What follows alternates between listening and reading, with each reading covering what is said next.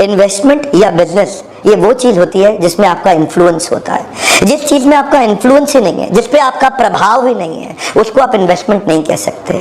जिसको आप इन्फ्लुएंस करके बदल नहीं सकते उसको इन्वेस्टमेंट नहीं कहते। बिटकॉइन कुछ ऐसा ही है। डिजिटल करेंसी ग्रुप के ग्लोबल सीईओ बैरी सिल्बर्ट, इनका खुद का मानना है कि क्रिप्टो करेंसी ये हाईएस्ट रिस्क और हाईएस्ट रिटर्न की इन्वेस्टमेंट है। इससे ज्यादा रिस्क किसी में नहीं है और इससे ज्यादा रिटर्न भी किसी में नहीं है। देखिए, इसी लाइन में ना बहुत कुछ मीनिंग छुपा हुआ है इस क्रिप्टो करेंसी बिटकॉइन के अंदर। मोटा मोटा आप एक बात समझ लें, कोई भी इन्वेस्टमेंट ऐसी है अगर जिसका डेली फ्लक्चुएशन 30% से ज्यादा है, अगर कोई ऐसी इन्वेस्टमेंट है जो 30% से ज्यादा ऊपर या नीचे जाती है एक ही दिन के अंदर, इसका मतलब बहुत ही अनसेफ इन्वेस्टमेंट है। आप अंदाजा इसी बात से लगा सकते हैं कि वॉरेन बफे जो बहुत ही सीजन्ड इन्वेस्टर हैं, वो 2014 में ही बोल चुके थे कि बिटकॉइन एक धोखा साबित हो सकता है आपके लिए, एक मिराज है। वॉरेन बफे कहते हैं, the idea that it has some huge intrinsic value is just a joke in my view. उनके हिसाब से people are not buying into the value of substance, they are buying into the value of hype. ये बस hype बढ़ रहा है इसीलिए लोग उसको खरीद रहे हैं। एक्चुअल जेन्युइन ठोस ये किसी को नहीं पता कि बिटकॉइन बढ़ता कैसे है।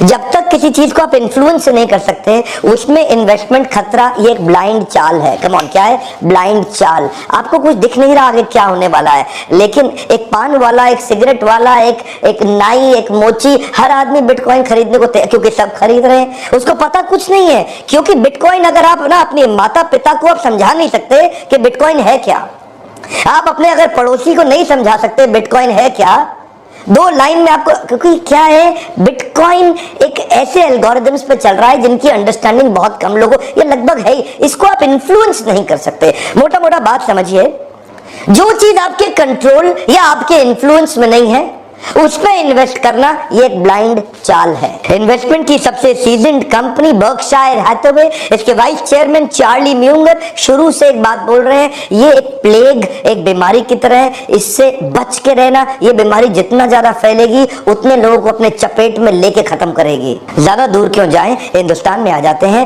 राकेश झुनझुनवाला जो सबसे सीजन्ड इन्वेस्टर हमारे देश के, आप सब जानते हैं उनको, वो बोल रहे हैं मुझको समझ नहीं आ रहा why people and investors are getting crazy about bitcoin. उनके हिसाब से बिटकॉइन का कोई आधार नहीं है तो लंबा टिकेगा कैसे, जिसका कोई फाउंडेशन ही नहीं है लंबा टिकेगा कैसे। बेसिकली बिटकॉइन एक एक्सचेंज के मीडियम की तरह शुरू हुआ था और आज इन्वेस्टमेंट बन गया है सबके लिए। लेकिन ये इन्वेस्टमेंट एक वर्चुअल इन्वेस्टमेंट है, ये एक्चुअल इन्वेस्टमेंट नहीं है। एक्चुअल और वर्चुअल इन्वेस्टमेंट में बड़ा फर्क है, क्योंकि ये वर्चुअल इन्वेस्टमेंट है तो उसकी ग्रोथ और इसके स्लंप के पीछे कोई कैलकुलेशन और प्रेडिक्टेबिलिटी लगभग नहीं है।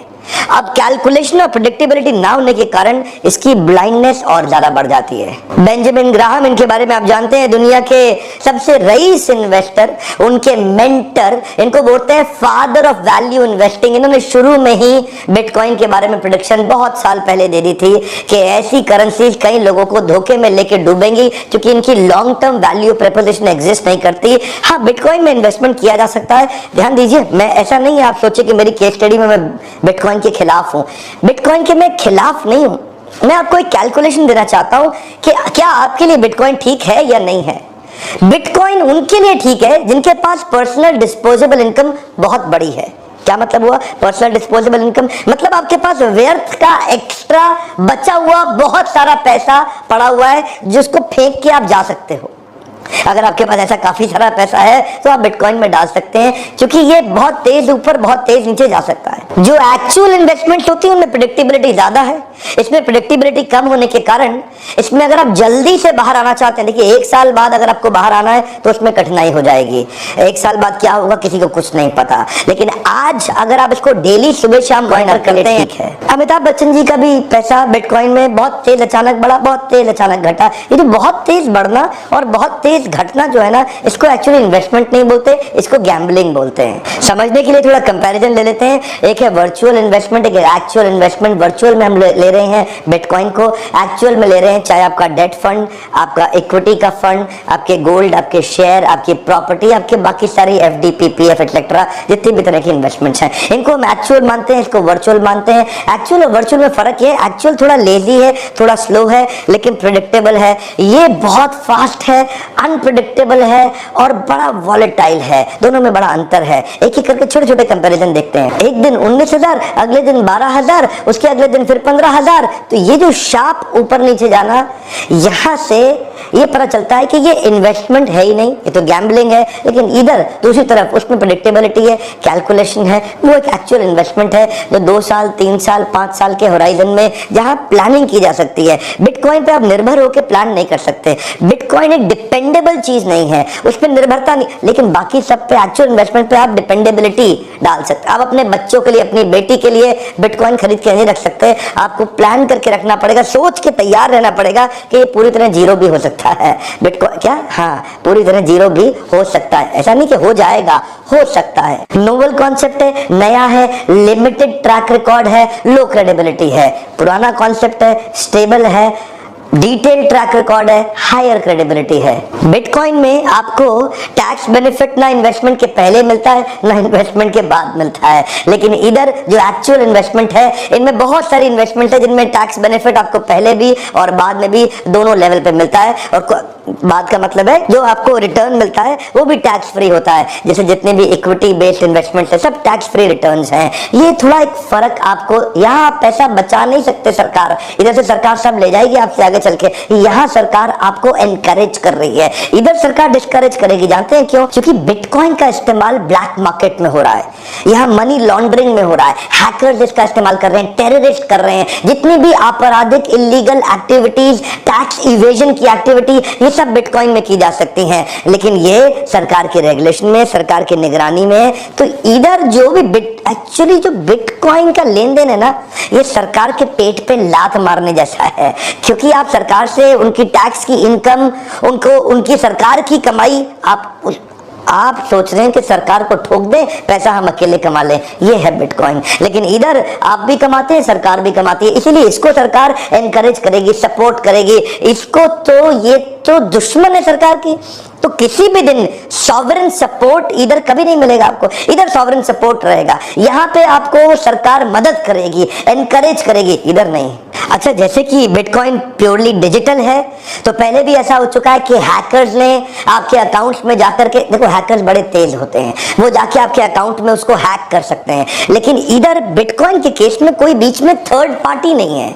अब लेकिन हैक तो कुछ भी हो सकता है, बैंक्स भी हो सकते हैं, आपके क्रेडिट कार्ड भी हो सकते हैं, डेबिट कार्ड भी। लेकिन बीच में थर्ड पार्टी इन्वॉल्व है, बीच में गवर्नमेंट है, बीच में बैंक्स हैं। तो यहाँ पे क्या है, अगर गलती से आपके क्रेडिट कार्ड का पैसा किसी और के अकाउंट में चला गया, वो रिवर्स हो सकता है। लेकिन क्रिप्टो करेंसी बिटकॉइन में अगर किसी और के अकाउंट में चला गया, वहां रिवर्स नहीं हो सकता जब तक वो खुद वापस ना करना चाहे आपको, क्योंकि यहाँ बीच में कोई और एजेंसी इन्वॉल्व नहीं है। क्रेडिट कार्ड के केस में, डेबिट कार्ड के केस में, बैंक अकाउंट के केस में बीच में बैंक है, वो देखेगा कि इसका पैसा इसके अकाउंट में गलत चला गया, तो वो रिवर्स आ सकता है उसकी इच्छा के बिना।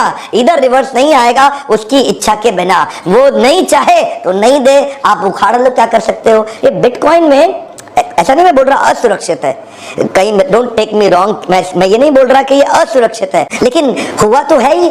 2-3 दफा बड़ी हैकिंग हुई है बिटकॉइन के अंदर, आगे भी हो सकती है। बिटकॉइन माइनिंग मार्केट प्लेस से, नाइस हैश से $70 मिलियन की हैकिंग हुई थी बिटकॉइन की। ये क्रिप्टो करेंसी एक्सचेंजेस और वॉलेट से कई बार हुआ है। बड़ा साइबर अटैक हुआ था biggest bitcoin exchange market place mount Gox पे।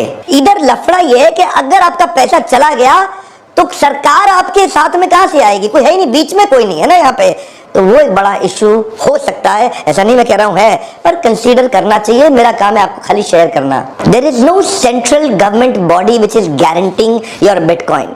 सो बिटकॉइन का पैसा इरिवर्सिबल है, गया तो गया, आया तो आया। On the other side it is backed up by government agencies and third party agencies, ताकि वो वापस आने में आपकी मदद तो कर सकते हैं, एटलीस्ट कोर्ट में आप जा सकते हैं, कोई लीगल लड़ाई लड़ सकते हैं। अच्छा, बिटकॉइन के एक्सचेंज में फेडरल और गवर्नमेंट इंश्योरेंस प्रोग्राम को involve, you can't ensure your bitcoins, लेकिन लगभग बाकी सारी इन्वेस्टमेंट का इंश्योरेंस किया जा सकता है। तो एक इंश्योरेंस का रिस्क भी था छोटा सा। अब क्योंकि ये एक ब्लाइंड गेम है ना, तो ब्लाइंड गेम में बहुत ज्यादा लोग आ गए हैं, तो जिस दिन इसका प्राइस बहुत ज्यादा गिरा, आपको कैश आउट करने में बहुत दिक्कत आ जाएगी। उस समय कैश आउट करते वक्त कोई और मिलेगा नहीं खरीदार इसका। लेकिन दूसरी तरफ जो एक्चुअल इन्वेस्टमेंट है, वो कितना भी गिरता है, उसकी कैश आउट की संभावना फिर भी बनी रहती है, चाहे भले ही सस्ते में हो, लेकिन कैश आउट हो जाएगा। कई लोगों को लग रहा होगा कि ये वीडियो बिटकॉइन के खिलाफ है। ये वीडियो बिटकॉइन के खिलाफ नहीं है, लेकिन मैं आपको बताना चाहता हूं जहां पे computation, calculation, prediction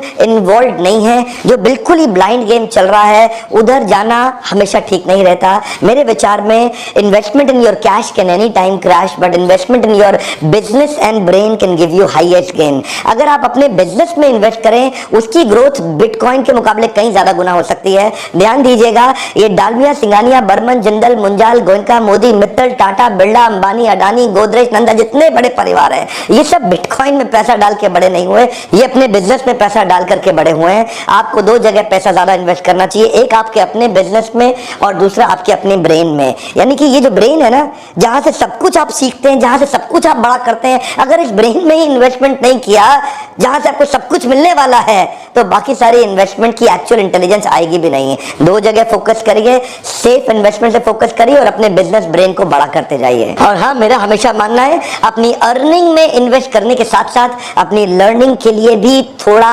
amount save करके रखिए, उसमें इन्वेस्ट करिए, क्योंकि अगर लर्निंग बढ़ेगी तभी आपकी अर्निंग